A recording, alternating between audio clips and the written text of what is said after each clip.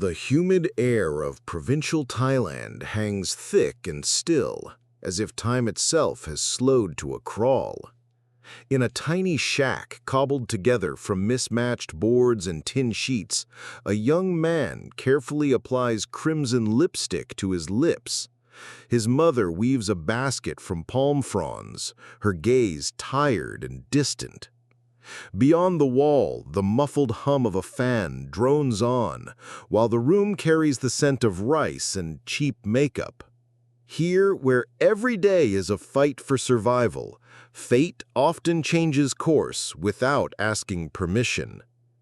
People here aren't looking for self-expression, they're looking for their next meal. When we step into a poor household and see a boy being dressed in bright fabrics or taught certain movements, it becomes clear he's being groomed for a special path. Maybe his destiny is to bring home money to save his family from starvation. This is how those who become Kathoi in rural Thailand live. Their identity isn't just shaped by nature, but by necessity. They learn to smile on stage or in bars, even when there's emptiness inside. Social acceptance comes with a paradoxical pressure. In their world, survival creates its own laws and ways of being that are different from ours. While wealthy countries debate questions of self-determination, in Thailand, especially in the Isan provinces and the north, the choice is predetermined by the harsh reality of poverty for many families. Here, a boy doesn't choose who to become. His family often decides for him. Parents, holding back their emotions, give their children a shot at escaping poverty because they care about everyone. Brothers, sisters, elderly relatives who need food and a roof over their heads. They don't have savings, land, or education, but they do have knowledge. The entertainment industry and related services are open to Kathoi. It's a path that can bring in income, often more than working in the fields or construction. Why is this path chosen? Because there are almost no other options, and the ones that exist take too much time and offer no guarantees. Scholars and sociologists study the phenomenon of the third gender in Thailand, but the truth is often simpler. It's not so much about culture as it is about survival. The preparation starts at an early age. First comes clothing and manners, then conversations and explanations, and finally, what's whispered about, hormone treatments taken without medical supervision to make the body more feminine. This isn't healthcare, it's an investment in future earnings, often without understanding the long-term consequences. In a poor house where there are no amenities but there is hope, the young man learns a new life. His world shrinks to the stage, the bar, or the house where clients wait. He's raised not as the family's protector, but as a source of income. In this culture, where the third gender has deep roots, economic need distorts tradition, turning it into a form of forced internal labor migration. This isn't freedom of choice, it's freedom from hunger, bought at the price of giving up part of yourself. To survive, what matters isn't dreams of the future, but the ability to quickly master a new role and not ask too many questions. Here, they teach you to be invulnerable on the outside, because vulnerability costs money. When trouble comes, disappointment, job loss, or illness, you need to stay strong. Those who grow up on this path often become the breadwinner for the entire family. They can't leave even if they want to. Their income is a lifeline for parents, brothers, and sisters.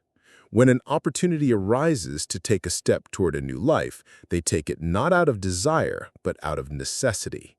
Here, taking initiative isn't a right, it's an obligation. Poverty doesn't wait. When a young man is being prepared for this role, his decision, or more accurately, the decision made for him, is respected. It's respected not because it's his personal desire, but because it's a chance for everyone. Parents don't turn away or judge. Survival creates its own rules, and if this path brings money, it becomes acceptable.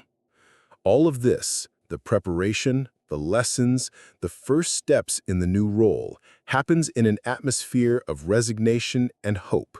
The family believes that their investment in this young man's future will help everyone avoid poverty. He learns to walk, sit, speak in a soft voice, rehearses dance moves, and tries on stage costumes. His mother, not hiding her exhaustion, sews outfits for him. This isn't exotic, it's everyday life for thousands of families. Here, appearance and the ability to please determine everything.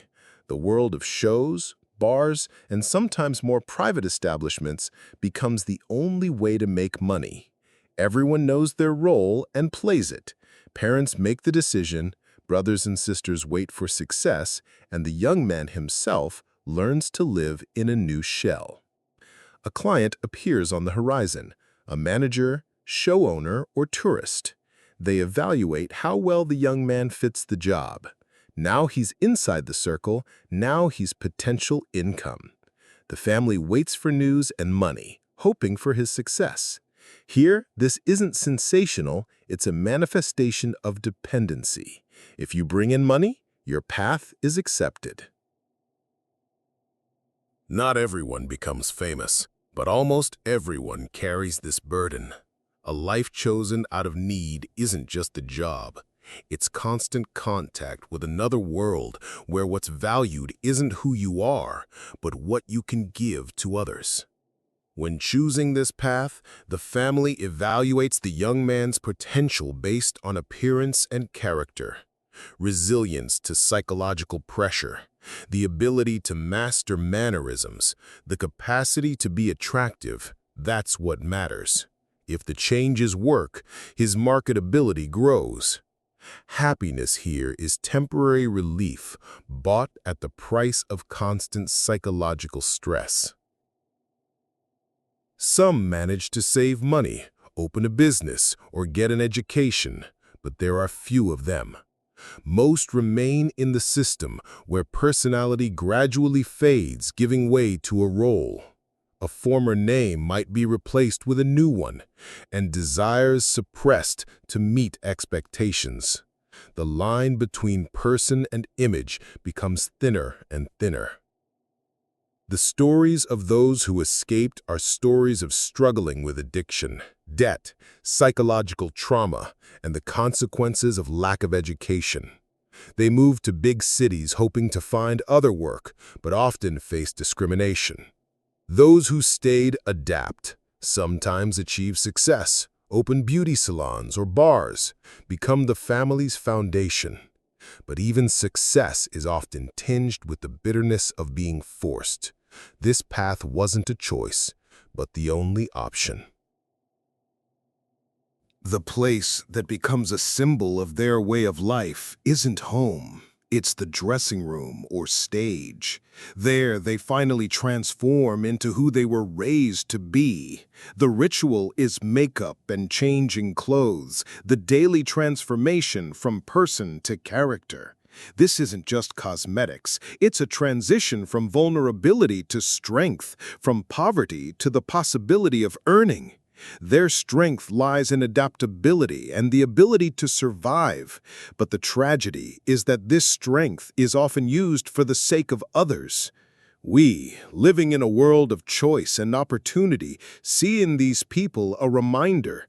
Not all paths are chosen by the heart. Some are carved out of need.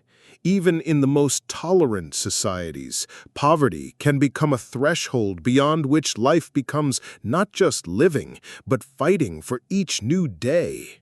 Today, this tradition is gradually changing. In Thailand's major cities, new opportunities are emerging. Education, work outside the entertainment industry, emigration. For some Katoi, other paths are opening up, but for most in the provinces, little is changing. Poverty still dictates choice, and the stage and makeup remain the only chance to survive. The system adapts to new times, but its essence remains the same. Survival at any cost, even if you have to pay with your own identity.